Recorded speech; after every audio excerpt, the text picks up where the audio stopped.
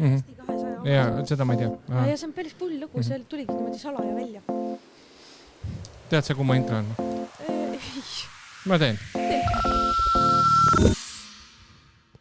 Tere hommikust, päevast ja õhtust, armas Suvariigi kuulaja. Head uut aastat, minu nimi on Märt Belkin. Head uut aastat, mina olen Ain Vaida. Ja see on Suvariik. See on Suvariik.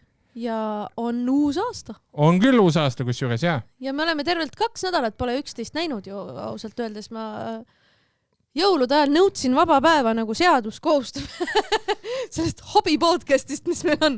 Mõtlesin, ei tööta see päev. Ja me tegelikult me oleme näinud kohe küll. Sa käisin kohe pärast jõulupühasid, käisin kohvikus Ratas ja Kohv. Sain piletid oma head sõbrad Ain Vaidalt, kes lindistas seal. Casual, vaata väike show ETV 2 aastavahetuse programmi. Ain Vaida ütles enne, et istu siis kuskile tahapoole, et ma ei taha näha, et tuttavad liiga lähedal on. Arusaadav. Inimesed raporteerivad, et minu haiget naeru oli ikkagi kuulda lõpplindistuses. Kuigi ma istusin võimalikult kaugel. Kaugelt oli su... Aga ei, oota, sa olid esimesel show'l või? Ja ma olin sellel, mis esimesel, jah. Ei, aga siis ei olnud sinu naer, sest laivi läks suure valdavas enamuses teine show, mis on nagu oluline informatsioon. Soojendajad olid esimeselt, mina ei tea, miks see teise show publik no võib-olla me siis esimeses... vihkas soojendajad. Ma saangi aru sellest, et kui sa ostad kuskile pileti ja siis sul on mingid 2 suvakelo on ees sinu jaoks, et siis sa oled nagu, aga anna mulle see, mis ma tulin, vaata. Ma saan aru. Aga me lõikasime niimoodi, et Ardo ja Popov on esimese lindistuse omad ja siis mina olen valdavalt teise lindistuse oma välja arvatud Taavi libe nali, mille ma unustasin teisest teha ja siis ütlesin, et kuulge, see on nii tore nali, palun paneme sisse. Ja siis me montisime seal, tegime nagu kokku lõiget veitsa. Kuidas Ain Vaida on superstar, miljonid eestlased, 10 miljonit eestlast vaatasid aastavahetusel Ain Vaida show'd. Ta nüüd rikas, tal on diilid kõikide agentuuridega, varsti tulevad välja filmid, nii edasi. Juba on mänguasjad on kadudatud. Okei, see kõlab nagu ma ilguks üle, aga tegelikult see oli päris, mul jäi suu lahti seda kuulates, see oli vapustav. Ma vaatasin lihtsalt nagu lavale ja karp ja lahti seepärast, et nagu minu sõber teeb niivõrd ägedat asja. Kuigi nagu ma tean, et sa oled professionaal, ma tean, et sa oled väga hea koomik. Esiteks ma iga kord üllatun, aga see show oli üle prahi.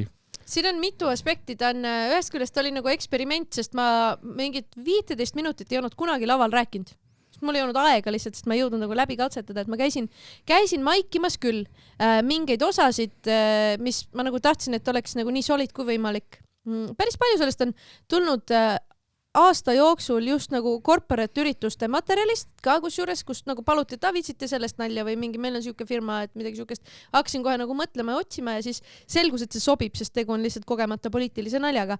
Aga jah, ma räägin 10-15 minti sealt on täiesti ilma maikimata materjal, mis on minu jaoks hirmus asi, mida lavale viia ja veel vähem lindistada. Aga õnneks läks nagu väga-väga hästi sellega. Et suur aitäh kõik, kes kohal käisid, kõik, kes ei ole veel vaadanud, minge vaadake minu YouTube'ist, seal on täispikk, aga et vaadake minu YouTube'ist, mitte Jupiterist, see on mulle kasulikum. Ja millegipärast on aastavahetuse programmi Eesti Päevalehes näiteks võetud arvustama Toomas Lepp. Väga huvitav, vana Tallinna TV telemees Toomas Lepp. Ja Ain Vaidat ta isegi ei maini. No, sest ta vaatas ainult ETV-d. Ja muidugi, ta vaatas ainult ETV-d. Ja ta teatas mitmesuguseid asju. Esiteks, kõigepealt tema ütleb, et kõigepealt see, et skandaalit ETV programm ei jää, oli selge. See juhtus aga paar päeva enne piduliku vana aasta lõhtuprogrammi, kui ETV lubas tundmatu ja seni identifitseerimatu seltskonna produtseeritud nukuvalitsuse. Tõesti, nukuvalitsus oli, mis on, ma saan aru, uued pehmed ja karvased. Aga no ei ole. Jah, aga ei ole. Ja me ei tea, kes selle taga oli. Sina ei ole ametiga. Ei ole ameti mina. Sa saad tunnistada, et sa ei ole. Sa ei toodaks jukest. Kas sa oled vaadanud seda või? Ei ole. Mina vaatasin umbes 6 minutit ära ja siis ma otsustasin, mulle aitab. Sest ta on nagu hästi kummaline, sest vaata, teletehes on ju, asi, mida sa tahad vältida nii palju kui võimalik, on talking head, mis on lihtsalt keha, kes räägib, jutusaade, podcast, see võiks olla ka raadios, lihtsalt kõrvadest nägu pole vaja nähagi.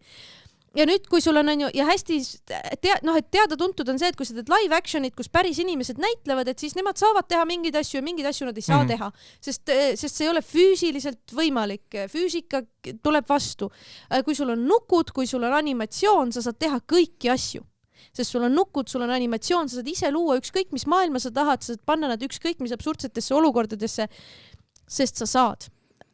Ja nüüd, kui sul on antud kätte nukud, ja sa otsustad, et sa teed nukkudega Talking Headsi formaadis, nad tegid poliitikud röstisid üksteist, siis see on kõige kehvem lahendus minu meelest nagu skripti mõttes, et sa võiksid panna nad ükskõik mida muud tegema. Minu kohe kõige esimene mõte oli, et pane nad lihtsalt nagu toidupoe järjekorras kogemata kokku sattuma ja siis oma poliitilisi otsuseid arutama näiteks on ju, et siis nad vaatavad, mis üksteisel toidukorvis on, mingi see teenindaja karjub vahele, et sa saad nagu luua palju rohkem dünaamikat, kui nad ei ole sul lihtsalt nii-öelda stuudios Talking Headid, et see röst kui selline formaadina, mis siis oligi see, et need pehmete ja karvaste nukud röstisid üksteist, pidasid kõik oma väikese kõne, mis on lihtsalt totter. Ei, selles mõttes totter, et sa võid nende nukkudega teha ükskõik mida, sest nad on nukud, sa saad neid panna ükskõik mida tegema. Toidupood või Riigikogu puhvetis kas või? Ja ma mõtlen, et nagu ükskõik mis muu, mis annab sulle natukene kõrvalist mänguruumi, sest su mänguruum oli ainult see, et vahepeal Mihhail Kõlvart võttis välja mingid tangid, millega ta kätt surus, vaata. Aga me ei tea, sest seda on nagu 5 osa veel, nii et võib-olla tuleb veel midagi, on ju. Äkki läheb paremaks, äkki läheb halvemaks. Aga suurim skandaal on see, et nagu saade oli nagu ta oli väidetavalt, ma olen 6 minti näinud, ma ei tea, on ju, aga lihtsalt suurim skandaal on see, et tegi... Lõputiitreid ei olnud. Me ei tea, kes tegi. Mis on väga imelik, ausalt öeldes. See on väga veidr, see on minu jaoks täiega häiriv, sest mind nagu räigelt häirib see, kui Elu24 toodab neid anonüümseid lugusid, vahel toodab BNS ka anonüümseid lugusid, mis paistavad natuke hitpiece'id, et nagu autorid tegelikult tahaks teada. Eriti kui sa nagu sellist asja teed minu meelest. Aga Toomas Lepp oma arvustusest paneb siia 10 vinti juurde. Ta teatab, et selle kohta, et fataalset kriitikat tuli igalt poolt ja üksmeelselt. Arvan, et niinimetatud Veidemani case pani kriitika üle ääre koputama, sest professorile tehti liiga ja rahvas sai sellest aru. See on väga naljakas. See on nagu väga kummaline konstruktsioon, mis ta tegi seal. Ma olin ka mingi, mida? Aga ta elab kuskil teises inforuumis, kus Veidemanile tehti, auväärt professorile tehti liiga kohutavalt. Me sellest rääkisime oma eelmise aasta viimases osas. Tead, suure tõenäosusega võib-olla tema inforuumis tehtigi liiga ka, vaata. Et see on nagu väga erinev. Ja siis Toomas Lepp paneb palju aega sellesse, et analüüsida õhtusöök ühele, mis on nagu arvustab seda. See on ülinaljakas. Seda, et Kreisi raadio juubel on, jälle on Kreisi raadio, räägib sellest. Mingi 2007 aastast õhtust ja muust sarnasest. Aga üks asi käib mulle hullult närvidele, mis on see, et minu armas, nüüd tuleb Märt Belkini arvastus. Mina ei vaadanud vana aasta õhtul programmi, ma vaatasin mingeid asju järgmine päev. Üks asju, mida ma vaatan alati, on Õnne 13 uusaasta osad. Ja räägi sellest. Ja see on minu jaoks see on väga oluline osa tegelikult Eesti kultuurist. See on üks parimaid asju minu arust, mida tehakse. Traditsioon. See on traditsioon ja see on selles mõttes ka, et see on Crazy. Kõik üle kogu maailma sarjad teevad natuke jaburaid aastavahetusosasid, need on nagu naljakad, nii edasi, isegi tõsised asjad, siuke kergemeelne ja nii edasi. Ja Õnne 13 kannab selle suurepäraselt välja. Okei, ma selgitan sulle, mis seal osas toimus. Seal on Torbjörn Margna, kes on see rootslane, kes kunagi Õnnemaja ostis ja nii edasi ja nii jäänud tegelaseks. Ta elab alternatiivses reaalsuses, kus tal on 1 miljon armukest, ta on väga rikas ja ta sai endale Mare, kes on siis Allani kaasa. Ja Allanist saab pärast seda siis superstaar Alan Peterson, kes esitab laulu mille pealkiri oli Ding Dong Tilulilu. Väga hea. Ding Dong Tilulilu, Ding Dong Tilulilu. No see on ju Ding Dongi tore homage. Seal on tiitrid on kirjas ja tuleb välja, et selle laulu autorid olid Uku Suviste ja siis Õnne 13. Selerist Andre Teede. Uku Suviste tegi selle laulu. No see on ju äge ju. Palun ETV, pange see lugu Spotify'sse, palun, see oli väga hea lugu. ETV ei pane ühtegi asja mujale, sest nad ei anna platvormidele võimu juurde. Nii et ripi see endale ja pane MP3 mängijasse. Ja lisaks veel Almast saab konkreetselt Putin, seal on, temast saab president, kes on nagu väga selgelt diktaator. Muuhulgas räägitakse sellest, et Eesti piir käib konkreetselt vastu Hiina müüri, ta on vahepeal okupeerinud kõik asjad ja määranud erinevaid inimesi endale. See on väga... ja Magna tütred on Vanilla Ninja. Love it. Ja Alan Peterson võidab Eurovisioonil Vanilla Ninjat ja nad on kõik väga kurvad selle üle. Ja vaata, mida kõike saab teha, kui sa kasutad oma loovust, et tore stsenaarium kokku panna, kus ei ole piiratud päris universumiga asjad. Ja see on lihtsalt nii lõbus ja nii fun. Ja ma saan aru, et Toomas Lepp ütleb pask. Arvust Õnne 13, kui unenäost saab Mannetu Palagan. Aga see peabki olema Mannetu Palagan. Tänane Õnne 13 episood kujunes ühe peategelas unenäo keskseks vaatemänguks, kuid paratu osutus see pigem nõrgaks farsiks kui sisukaks dramaturgiliseks võtteks. Unenäoline raam, mis teoreetiliselt võiks sabada tegelase sisemaailma või pakkuda metafoorset sügavust, taandus siin karikeeritud tegelaskujudeks ja magedaks naljatamiseks. Unenäos esitatud karakterid olid üle mängitud ja skemaatilised, meenutades pigem sketšisaadet kui draamasarja. Selle asemel, et anda loole lisamõõde, katkestas unenägu sarja niigi habraste sündmuste loomuliku kulgemise. Tead, mida ma tahaksin näha aastavahetuse programmis või? Tegelaste sisu ja sügavust. Ma ju joon samal ajal. Kokkuvõttes oli tänane Õnne 13 osa üks sarja nõrgemaid Mannetu Palagan, mis ei pakkunud ei huumorit ega emotsionaalset kaalu. Kui sari tahab oma pikaealisust õigustada, siis sellised lohakad unenäolised kõrvalpõiked pigem õnnestavad vaataja kannatlikkust, mitte ei süvenda tema lojaalsust. Äkki ta ei tea. Minu teooria on, et äkki ta ei tea. Äkki ta ei saa lihtsalt aru üldse midagi või? Äkki ta ei tea, et Õnne 13 teebki aasta lõpu osa. Yeah. Praegu jääb mulje, et ta ei tea, et see on traditsiooniline aastalõpu osa ongi Unenäo Palagan. Et see... Täpselt, see on viimased enne aastat olnud ja see on üks asju, millega see kinnistab ennast Eesti rahva teadusesse kui kultuuri, sest et väga paljud inimesed, kes muidu Õnne 13 järgi vaatavad neid uusaasta osasid ikka. Ja seda ütles, et see on nagu Mannetu sketši saade. Ja see ongi sketš. See ongi sketš. See on nagu, ja sa näed seda, et näitlejatel on fun. Ja nad mängivadki täiega üle, sest et see on lõbus neile ka. Ja, sest mingis... Seal on Kaire Vilgats ja nii edasi, kes laulavad koos Raivo E. Tammega laulu Ding Dong Tilu Lilu. Amazing, sa peadki üle mängima sellist asja. Ja tõesti, see laul oli väga naljakas. Seal on ühes kohas see on väga hukki esiteks ja siis ta räägib umbes, laulab, joutab umbes nagu, ma ei mäleta, mis need lüürikad on, aga süda mul murti, oi kui valus. Aga see on iseenesest ju tore, sest Uku Suviste ju oskabki Eurovisiooni bängerit teha. Ja. Et see kõik on nagu korrektne ja see, et see Vanilla Ninja seal on, aga kas see Tilu Lilu laul oli siis esindas Rootsit või? Ei, see oli lihtsalt seal, ta salvestas oma järgmist super megahitti. Palun vaata seda, ma arvan, et sulle meeldib legitiimselt see ei ole lame killukiskumine, mis on üllatav ja Andre Teede on väga hea stsenarist selliste asjade puhul. Ja ma hakkasin ka mõtlema selle peale, et Andre Teede on Eesti ainus selles mõttes professionaalne stsenarist selles suhtes, et tal on toode, mida ta kirjutab ja mille jaoks on enam-vähem ka raha ja millel on mingi kultuuriline tähendus. No need on veel ikka. Ja, aga kättemaksukonto on teistsugune toode näiteks. Ja ma ei ole kursist nii palju. Ja, okei, aga see selleks. Okei. Mul oli ta arutelu, okei. Ja. Ei, aga üks asi veel, see huumoriklubi Jan Uuspõllu röst oli tegelikult hästi tore minu meelest. Mulle meeldis näha seda, kuidas oli pingutatult leitud kõik viisakad asjad, mis sisse panna. Ma ise kohal ei käinud, ma eeldan, et kõik ülejäänu oli korralik ropendamine. Ja et see oli, et mul on tegelikult hea meel, et tänu rahapuudusele, sest ilmselgelt, kui su ainus kulu on kaamera kohale viimine, siis see on odavam kui oma saate tootmine. Et aga mul on hea meel, et tänu sisuliselt, ma eeldan, et ERR-i rahapuuduse tõttu filmitaksegi üles nüüd asju, mida koomikud teevad kuskil mujal ja pannakse üles. Et huumoriklubi oli, mina olin ja siis oli selle Rohke Debelaki libauudised olid ka veel mingis varasemas blokis kuskil ETV-s. Et see on ju tegelikult äge, et see on sisuliselt kiuste on jõutud sinna programmi on ju, aga see on tore. Ja ka ma lugesin siis Redditist ka, keegi küsib, kuidas olete rahul Eesti stand-up komeedia tasemega? Tegu on siis inimesega, kes vaatas aastavahetuse programmi ja ütleb, et nägin erinevaid saateid, kus Eesti püsti jälle koomikud osa võtmas. Jan Uuspõld ja tema röst, Ain Vaida. ei olnud liiga naljakas mu arust.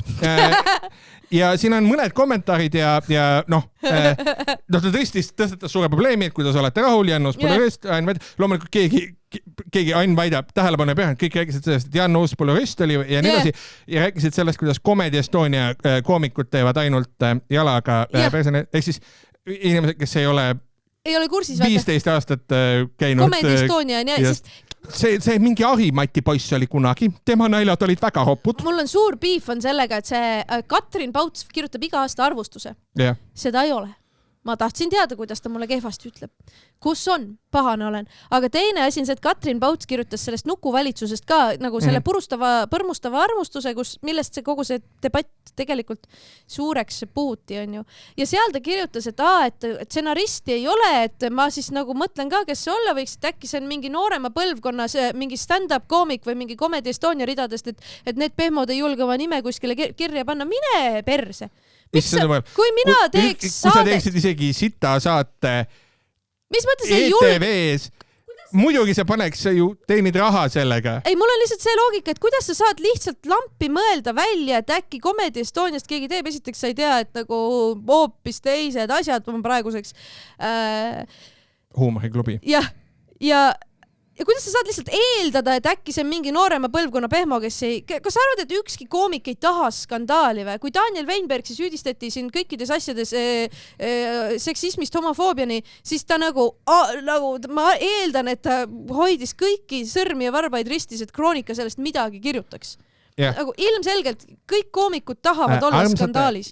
Jah, te arvastate, et on olemas selline komöödia nii-öelda žanr, mille nimi on šokikomöödia, mida esindavad näiteks, ütleme, Mati Mustonen näiteks on väga hea näide sellest ja näiteks ka Daniel Weinberg. Ain Vaid on vähem šokikoomik, aga ka igale koomikule natuke võib-olla šokielementi on hea. Ja siis tegelikult, kui sa satud skandaali oma roppa neile pärast, see on hea. See lisab väärtust. Aga ei, mul on lihtsalt see... Ja tugevdab sinu sidemeid enda audientsiga. Et täiesti lampi spekuleerida, et äkki see on keegi Comedy Estoniast, sest nemad on seal nii lumehelbed, et ei julgegi oma nime külge panna. Kust sa võtad seda? Kas sa küsisid? Okei, sa ei saanud oma Katrin Pautsi arvustust nii. Oota, kuula. See on lihtsalt hästi... Praegu tegelikult ma nagu teen selle möönduse, et äkki kurat ongi. Ei, muidugi võib-olla, keegi ei tea. Et lõpuks keegi ongi, et ma võib-olla nagu ülehindan oma koomikutest kolleege ja nende soovi oma nimi kirja panna. Et äkki ongi, aga ma tõesti ei näe seda võimalust, et keegi stand-up koomik ei pane nime kirja. See on minu jaoks veider. Okei, aga sa ei saanud oma Katrin Pautsi arvustust nii? Tee ära. Vaatasin ETV aastavaatuse programmi ja nägin seal ka Ain Vaida mingi naine vist, ma ei tea, nägi välja küll rohkem nagu Soome poiss, ajas nalja, teemat ju oli, üldiselt olid ära leierdatud teemad pealkirjadest võetud ja ega seal suuremat nalja ei olnudki. Mina ei naernud. Kui kunagi me ETV-st saime näha ikkagi Baskinit, siis praegu see jääb nagu natuke lamedaks. Siis nüüd on ETV-s kas siis nali on tõesti see, et lihtsalt öelda Urmas Reinsalu, kas see on nüüd siis nali? Aga ju siis on ja televaatajatele meeldib. Üks kriitika küll selle show kohta on, et vaatasin ja ma ei saanud aru, et miks ta nii lühike on, et oleksin tahtnud tegelikult, oleks pidanud kestma veel 2 tundi, aga üldiselt ei meeldinud, ei oleks pidanud olema, aga oleksin tahtnud, et oleks 3 korda rohkem. ETV-s oli Baskin ja nüüd on Bask back in. Kõik teevad paska. Kelle laul see on? See on mingi päris laul või? Ei ole, ma arvan. Okei, nojah, okei. See on siis minu kokkuvõtte aastavahetuse programmist. Nii, räägime uudistest. 20 minutit on saatust läinud. Ei, aga see on kõige olulisem asi praegu, ma arvan. See on kõige olulisem, muidugi. Keegi teine ei arvusta, sest tele on surnud meedium. Mida? Ei, aga päriselt, nagu tavaliselt on ju Margit Adorf, ta kirjutas Postimehesse midagi, aga ma ei loe Postimeest. Ma ei tea, mis ta kirjutas. Ma ei tea ka, mis Postimees on. Margit Adorf ja Katrin Pauts tavaliselt mõlemad korraga panevad nagu 0040 oma arvustused välja ja see aasta ei olnud, sest ilmselgelt aasta, kui mina olen programmis, sellest keegi ei kirjuta. See on okei. See on mõnda. Ja, ERR-is on, ma käisin Vikerraadios rääkimas ka aastast Marju Himma ja Janek Lutsiga ja väga tore oli. Ja ERR... Lutsiga. Mis asi? Janek Lutsiga või? Okay. Mis ta on siis? Lutsuga, nii. Luts... Lõbu pole õnne küsimus. ja siis ERR on nüüd teinud pealkirja, et kui loll nali töötab, on publik ise süüdi. Ain Vaida kool on. Kui loll nali töötab, on publik süüdi. See on nagu nii raju statement. Aga tegelikult meil oli väga fun vestlus. Aga nagu see on nagu nii sensatsiooniline, et mul on nagu hea meel, et ERR clickbaitis. Eesti komöödiamaastiku Adolf Hitler, Ain Vaida. Inimesed on ise süüdi. Inimesed väärivad valitsejad, kes neil on. Ei, ma umbes seda ütlesin ka seal, et ise naerad, siis ise me teeme neid nalju. Mina ei tule sind harima. Mitte harima, vaid harima.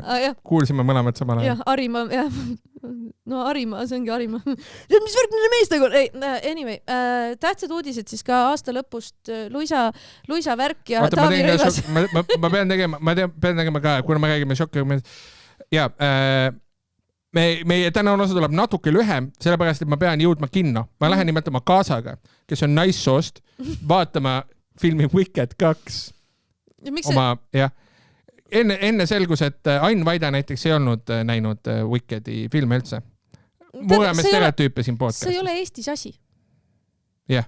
Ma arvan, et enamik ei ole näinud Wickedi filme. Ja, ma üritasin, aga praegu teha nalja. See on lihtsalt... sest et... Ma ei pannud kokku, ja. See oli... Nagu Eesti stand-upis ikka tehakse. See oli siuke lame nali. Seksuaalsed sättumused ja stereotüübid. Ma ei peaks, see ei ole minu ala. Räägime uudistest. Luisa Värk ja Taavi Rõivas lahutavad. Ma panin Värk... Jah, Luisa Rõivas, tähendab, Luisa Värk, keda me kogu aeg teame kui Luisa Värk, kelle nimi millegipärast kirjutatakse Luisa Rõivas. Valesti spellitud. Miks vahepeal kirjutatakse Iraan ja vahepeal Iraak? See sama nali. Ja see poppis siis mingi 4 tundi enne aastavahetust, mis on nagu lihtsalt see on sellepärast tore, et see on perfektne aeg peita uudist. On see, mis ta on. Yeah. Et mulle lihtsalt meeldis see osa sellest. Ega mul muud ei ole, inimesed on koos ja siis on lahus ja nad kirjutasid, et nüüd lähme sõpradena edasi ja see on tore ja see oligi kõik, vaata. Jah. Yeah.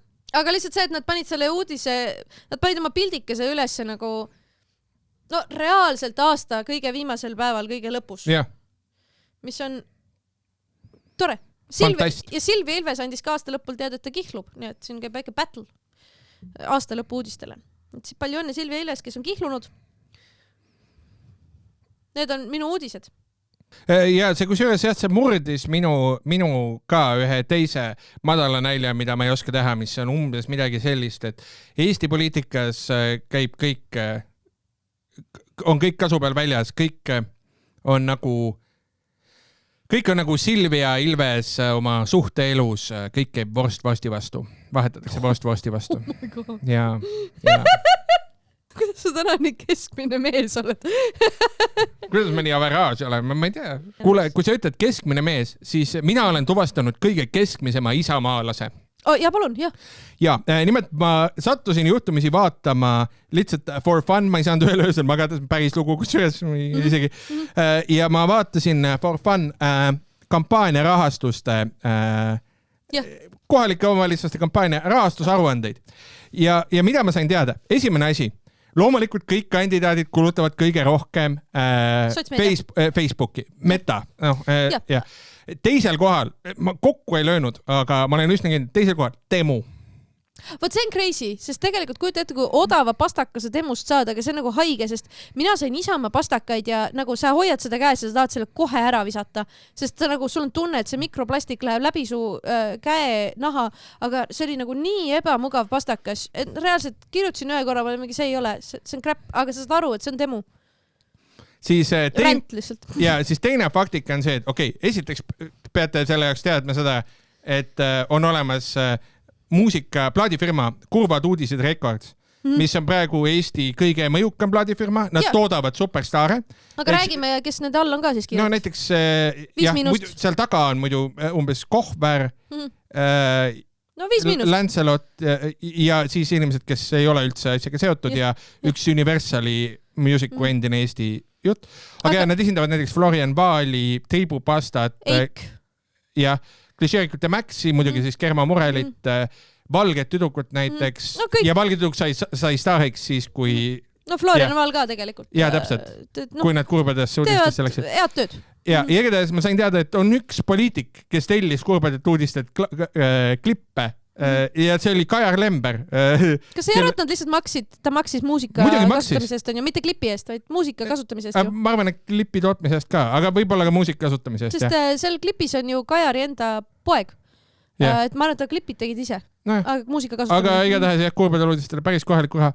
Aga ma sain teada ka, kes on kõige keskmisem Isamaal. Nimelt, vaata, väga paljudel poliitikutel ei õnnestunud teha seda. Ma vaatasin läbi Isamaa inimesed ja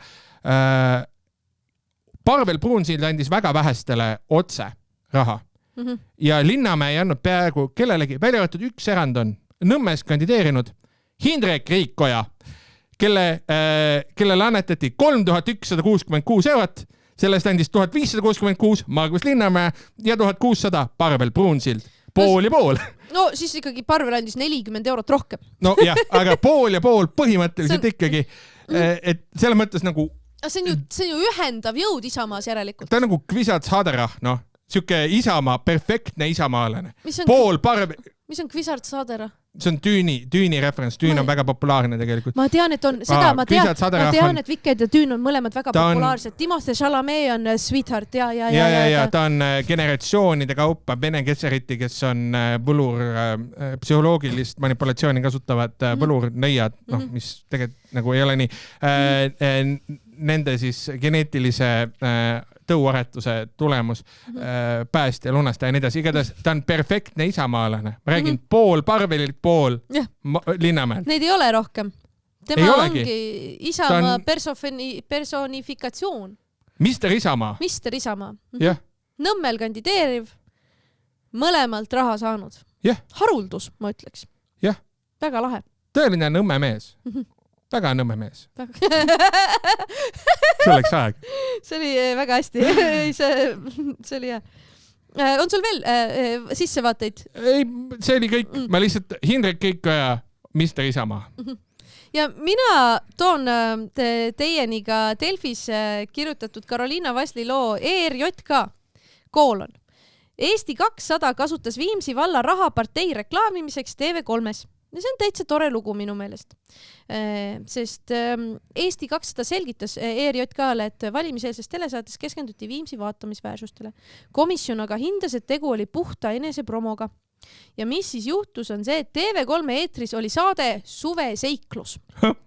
Ja Suveseikluse saates ostis Viimsi vald lõigu. Ja nüüd oluline on see, et Suveseikluse saate lõike Viimsi vallale maksis 4340 €. 4340, davai. Aga lihtsalt see, et sa lihtsalt ostad TV3 tükikese ja siis nad teevad sulle selle tükikese ja siis vahele näitavad reklaame, mille eest on siis makstud, kus öeldakse, et käi Maximas ja siis sa vaatad seda makstud Viimsi valla reklaami ka sinna vahele telesaate nime all. Minul on tulnud ka e-mailile, ei ole üldse seotud, minul on tulnud ka e-mailile siukseid pakkumisi, kus kirjutatakse, et hea Ann, et praegu on musta reede pakkumine, et kui sa tahaksid osta ühes telekanalis spotti ühes saates, et siis praegu saad 20% alla ja 300 € eest filmime ära. Mis on nagu haledalt. Väga väike soodukas. Hea oleks siis, kui saaks 6-7% soodustust. Ei, soodukas. Ma tegin meemi praegu, ma tegin viraalselt tendi 6-7.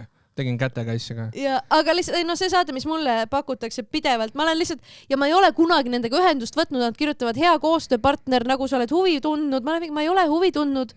Seal on allkirjas, et see info on konfidentsiaalne ainult meilisaatja ja saaja vahel, nii et ma olen hästi umbisikuline selles, aga ega see ei ole suur saladus, et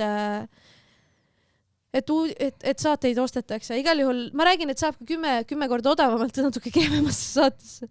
Igal juhul 4340 € ja saates esinesid Eesti 200 liikmed Atso Matsalu ja Stig Rästa.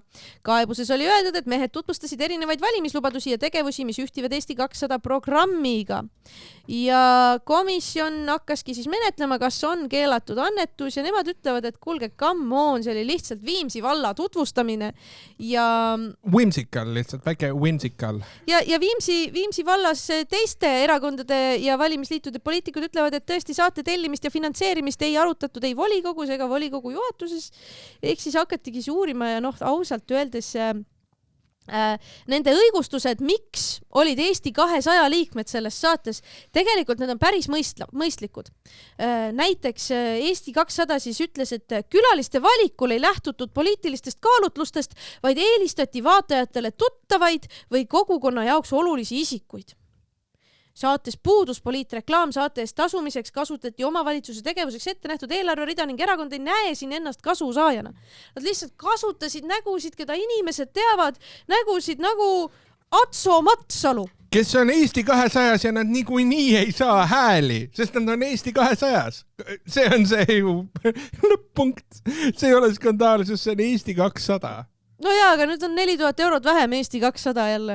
Ehk siis jah, see on minu arust naljakas, et esiteks siin on mitu aspekti, me kõik teame, et TV3-l on kuskil mingi hinnakiri, on ju mitu korda on see välja tulnud niimoodi, aga lihtsalt see, et see 4 tonni võeti Viimsi vallalt ära ja siis tehti Eesti 200, nad uurivad, kas tehti. Aga ma tahtsin siia lõppu ka näitada seda, et mis saab Eesti 200-st. Aasta vahetusel 31. detsembril Aleksandr Kjukev kirjutab ERR-is loo pealkirjaga Pakosta Eesti 200 ühinemisest mõne teise parteiga koolon, mitu võimalust on olemas. Ja ta ütleb siis, et Eesti 200 juhatuse liige Liisa Pakosta näeb, et Eesti 200 on võimalik ühineda mitme erineva parteiga. Tema sõnul ei pea erakonnad ühinemiseks olema sarnaste vaadetega ning see ei saagi toimuda suurest õnnest, vaid vajadusest leida ühiskonnaga suuremat ühisosa.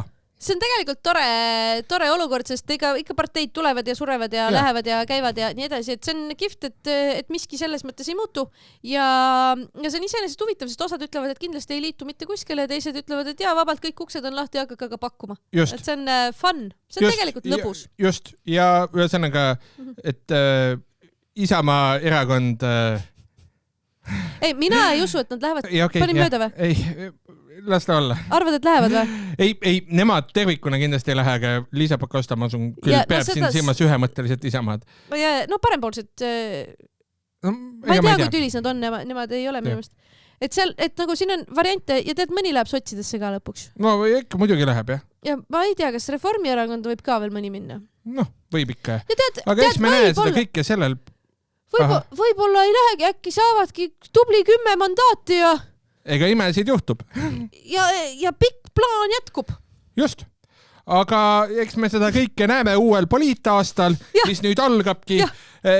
Stuudios olid siis, mina olin Märt Belkin. Ja mina olin Ain Vaida. Ja stuudios me muide, kuna Ain kolib ära, siis järgmised osad me teeme kaugteel, Patreone me teeme ikka veel edasi stuudiost. Suverik ei kao mitte kuskile, võib-olla meil korra on mingi nädalane paus. Sest Ain kolib. Ja me ei tea, kuidas seal interneti ja kastide ja asjadega on lihtsalt. Ja me ei tea, kuidas nende kastidega ja nende bittide ja baitidega ja kõige sellega on, aga igatahes me tuleme teieni tagasi. Ja kui teil on tunne, et te tahaksite meid rohkem kuulda, siis patreon.com/suvariik 2 kohvi hinna eest sisuliselt saad hakata meid toetama 2 korda kuus, tuleb väga põnev poliitilise skandaali lahtijutustus Eesti ajaloost. Ja järgmised tulevad tõesti bängerid. Mahlased, mõnnad. Piimased. Tulevad järgmised. Viimane, hapuviimane. Kuulge, aga suur tänu teile. Tšau. Oota, see on, mis me ütleme? Me ütleme SOS ka ju. SOS on suverik. Tšau.